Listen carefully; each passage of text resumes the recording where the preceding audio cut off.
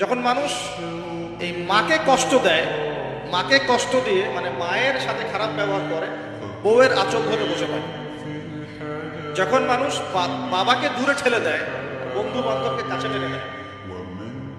তারপরে আছে যখন গান বাজনা বাদ্যযন্ত্র বেশি হয়, মানুষের কানের কাছে যখন বাদ্যযন্ত্র বাজতে থাকে, হেডফোন দিয়ে গান শুনছেন, এখন কানের কাছে বাদ্যযন্ত্র বাজছে। তারপর যখন মানুষ মাদকদ্রব্য বেশি সেবন করা শুরু করে, যখন জেনা বেশি বেড়ে যায়, অশ্লীলতা বেশি বেড়ে যায়, ব্যভিচার বেড়ে যায়, এই পাপগুলো যখন বেড়ে যায় এবং গায়িকা নর্তকীদের সংখ্যা বেড়ে যায়।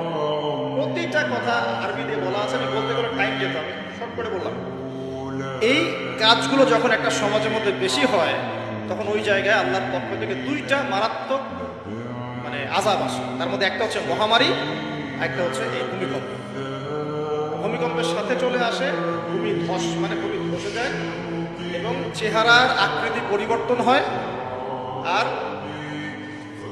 একটা কি, হ্যাঁ, গরম বাতাসের আযাব আসে। এই গরম বাতাসের আযাবটা এখন আসে নাই।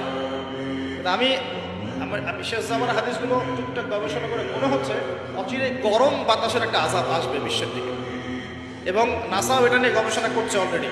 সূর্যের মধ্যে অনেক রকম বিক্রিয়া হচ্ছে, তেজস্ক্রিয় বিক্রিয়া হচ্ছে ইত্যাদি, হিলিয়াম গ্যাসের অনেক বিস্ফোরণ হচ্ছে।